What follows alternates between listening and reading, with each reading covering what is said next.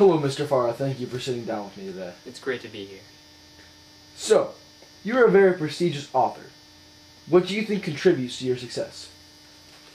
Well, I think I can attribute most of my success to my experiences. My novels, though fictional, are actually based on reality and can well represent the living conditions and events that occur in Somalia.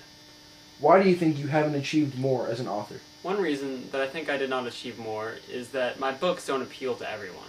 My books are based on political conflict and international problems, something that not all readers want to hear. Also, my books are geared to a more educated reader, and it is difficult for some people to enjoy them. Your books are all about Somalia. Do you think the messages, symbols, and issues apply to countries other than Somalia? Yes, I think many of the issues presented in my books apply to many more countries besides Somalia. For example, in Links, Somalia is in utter chaos. Many people look to a young child named Rasta for safety and support. She lets off an aura of sanctuary into those in her presence. Within the book, one of my characters compares Rasta to another boy in Tanzania.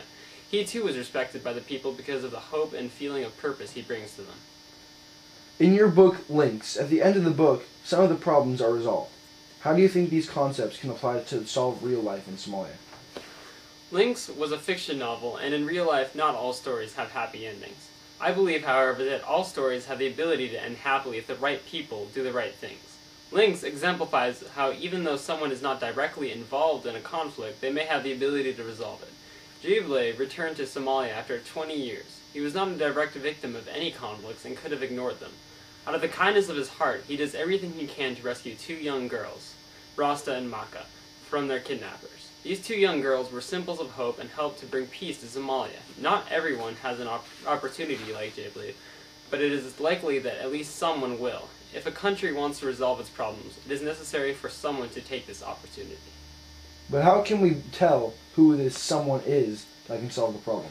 It is necessary for this person to take it upon themselves to seize their opportunity. It is very difficult for anyone else to know who these people are and if they're able to help, because it is hard for someone to assess someone else's situation.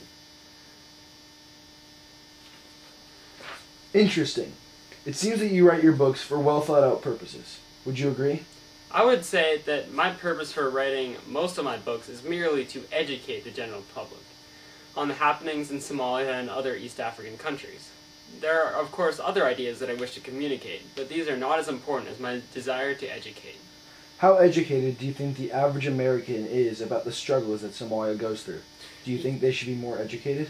The average American does not know that much about the Somali conflict. Lately, there have been more news headlines about the events in Somalia, but these articles do not seem to cover the issues and motives behind them. I believe that Americans should spend more time learning about the conflicts of not only Somalia, but East Africa in general. As of right now, the view of many Somalis is that Americans do not know anything about their problems.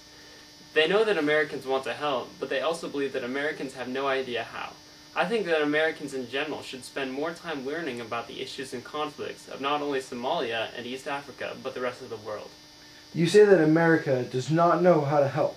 Is there anything we as a country should do? America can mainly help by improving its consistency when it helps other countries. If America actually made a plan with Somalia or other East African countries, the aid would be much more effective. For example, when Somalia attempted to form its test government, it received little or no help from outside countries like America. On other occasions, America does not hesitate to unexpectedly offer its aid.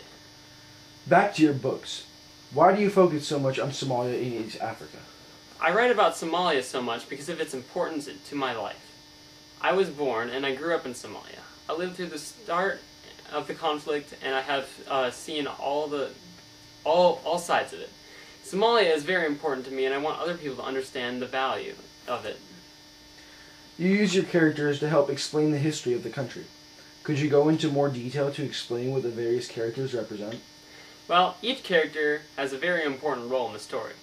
Jible's purpose is to mainly act as a bridge for the reader to relate with the events in Somalia.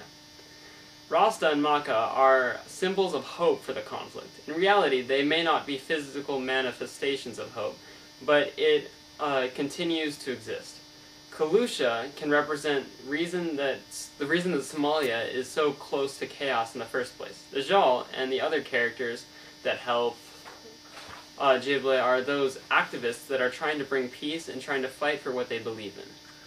Well, thank you, Mr. Farah, for enlightening me as well as all the viewers on both Somalia and your book, Links. Thank you.